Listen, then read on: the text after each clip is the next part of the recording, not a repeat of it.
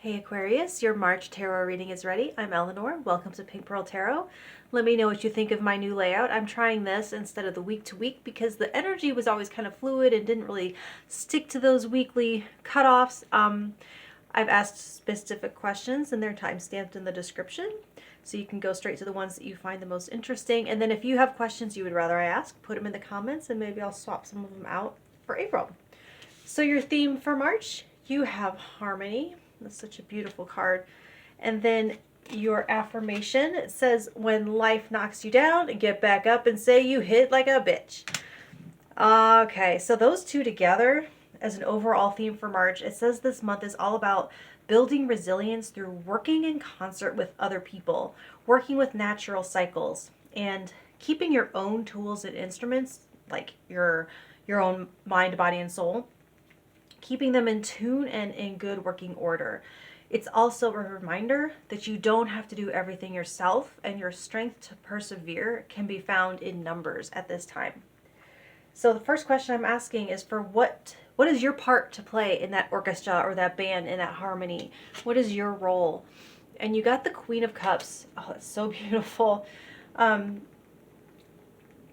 You might find your powers of empathy and intuition very useful throughout March. The roles that you play in creating harmony, they actually could shift and evolve over the course of the month. And this shows you being very sensitive and aware of the changing energies around you. And you'll have the fluidity necessary to adjust. So take extra good care of your emotional well-being, because it's going to be your capacity to feel your feelings and respond to them with love that's going to be your superpower. So for where you will see the most change in March, you have the Page of Cups. So sweet. Now, since it's a court card in a general reading, I have two possible interpretations. So one, if it represents someone outside of yourself, then it is the introduction of or changes in an existing relationship with someone you could be in flirtation with. It could be children, like if you're a teacher or you have children, or just someone with that very youthful and sweet, innocent like energy. And then they could stir up your life in some way. Now, if this represents a facet of yourself, then I consider this to be the Judgment card light. It's like something is coming online within you, a spiritual awakening in the form of super real dreams, signs and synchronicities, or a newfound interest in a spiritual practice. And it could also represent the budding of new feelings within your heart for someone new. So for what will be your biggest obstacle? Biggest obstacle for Aquarius in March, Ace of Swords. That's different.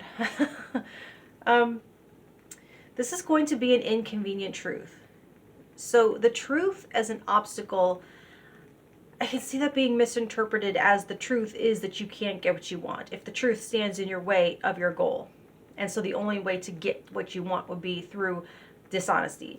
But I'm looking for overcomable obstacles when I ask this question. So what this means is that you will have to come by what you want or get where you want, honestly.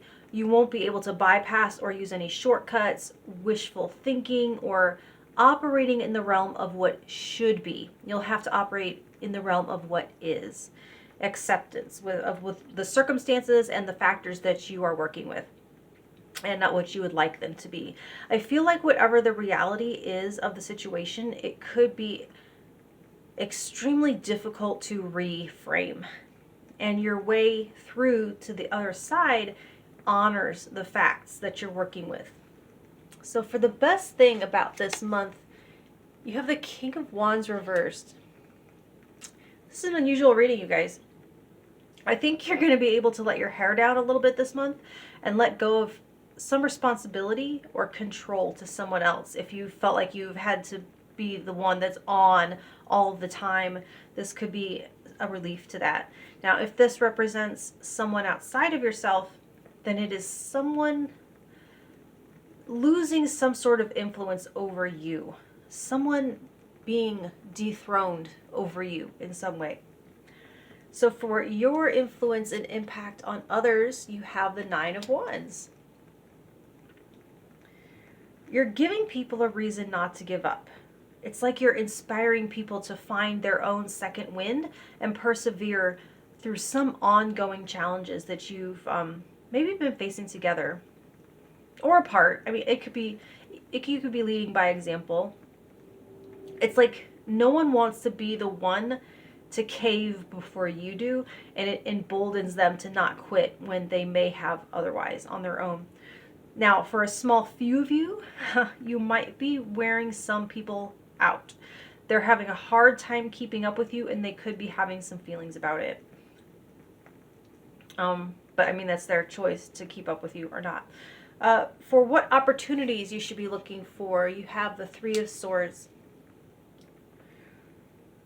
This is going to be opportunities to address and root out and heal some past pain that is still affecting you to this day.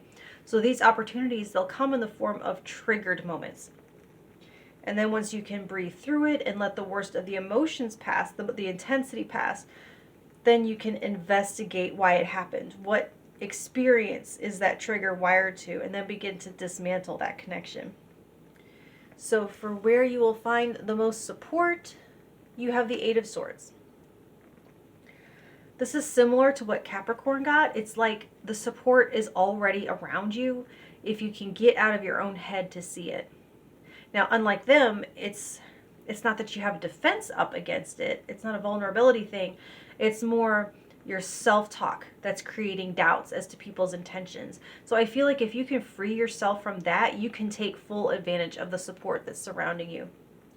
Now, for your self-care directive, you have the Tower reversed. Look at your disaster preparedness. This does not say that disaster is coming by any means. This is just good, solid advice anytime, actually. It could just bring you some peace of mind to make sure that you have, say, all your important papers and documents in a safe, fire-resistant place. Is your insurance coverage adequate for the types of things that happen where you live? Do you have phone numbers written down on paper in case you aren't using your phone where they're all stored? I'm not a prepper per se. I'm just kind of guessing at these things. This isn't saying that you have to be one, but just given where you live, what would you need? What kind of an emergency could you possibly face? I mean, I feel like this is good advice anytime. Like, we all need a reminder to change the batteries in our smoke detectors, refill your first aid kit, update the snacks in your car, you know? So yeah, this is pretty great stuff, Aquarius. This is a different reading than usual. I enjoyed doing it for you. So much love, and I'll talk to you next month. Thank you.